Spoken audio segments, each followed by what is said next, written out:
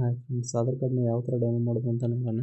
ಮೊದಲಿಗೆ Chrome ಬ್ರೌಸರ್ನ open ಮಾಡಿ ಅದರಲ್ಲಿ UIDAI ಅಂತ ಟೈಪ್ ಮಾಡಿ ಲ್ಯಾಂಗ್ವೇಜನ್ನು ಕೇಳಿದ್ರೆ ಲ್ಯಾಂಗ್ವೇಜನ್ನು ಸೆಲೆಕ್ಟ್ ಮಾಡಿ ಇಂಗ್ಲೀಷ್ ಅಂತ. ಆಮೇಲೆ ಕೆಳಗಡೆ ಸ್ಕ್ರಾಲ್ ಮಾಡಿ ಡೌನ್ಲೋಡ್ ಆಧಾರ್ ಅಂತ ಆಪ್ಷನ್ ಇರುತ್ತೆ, ಓಪನ್ ಮಾಡಿ ಅದರಲ್ಲಿ ನಿಮ್ಮ ಒಂದು ಆಧಾರ್ ಕಾರ್ಡ್ ನಂಬರನ್ನು ಎಂಟರ್ ಮಾಡಿ ಹಾಗೆ ಕೆಳಗಡೆ ತೋರಿಸ್ತಾ ಇರೋ ಕ್ಯಾಪ್ಚನ್ನ ಎಂಟರ್ ಮಾಡಿ ಆಮೇಲೆ ಸೆಂಡ್ OTP ಮೇಲೆ ಕ್ಲಿಕ್ ಮಾಡಿ. ನಿಮ್ಮ ಒಂದು ಆಧಾರ್ ಕಾರ್ಡ್ಗೆ ಯಾವ ಒಂದು ನಂಬರ್ ಲಿಂಕ್ ಇರುತ್ತೋ ಆ ನಂಬರ್ಗೆ OTP ಬರುತ್ತೆ.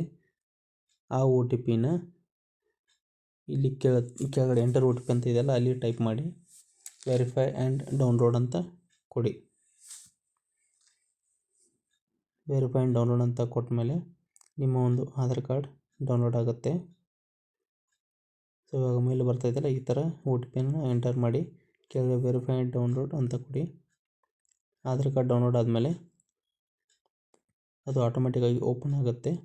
ಅಲ್ಲಿ ಪಾಸ್ವರ್ಡ್ ಏನು ಹಾಕಬೇಕು ಅಂತಂದರೆ ನಿಮ್ಮ ಒಂದು ಹೆಸರು ಇರುತ್ತಲ್ಲ ಅದರ ಮೊದಲನೇ 4 ಡಿಜಿಟ್ ಲೆಟರ್ಸನ್ನು ಹಾಕಬೇಕಾಗುತ್ತೆ. ಸೊ ಎಕ್ಸಾಂಪಲ್ ಈಗ ಕಿರಣ್ ಅಂತ ಇದ್ದರೆ KIRA ಅಂತ ಹಾಕಬೇಕು. ಆಮೇಲೆ ನಿಮ್ಮ ಡೇಟ್ ಆಫ್ ಬರ್ತ್ ಪೂರ್ತಿ ಅಲ್ಲ, ಲಾಸ್ಟಿಗೆ ಇಯರ್ ಇರುತ್ತಲ್ಲ 1995 ಅಥವಾ 2005 ಆ ಥರ ಇರುತ್ತೆ.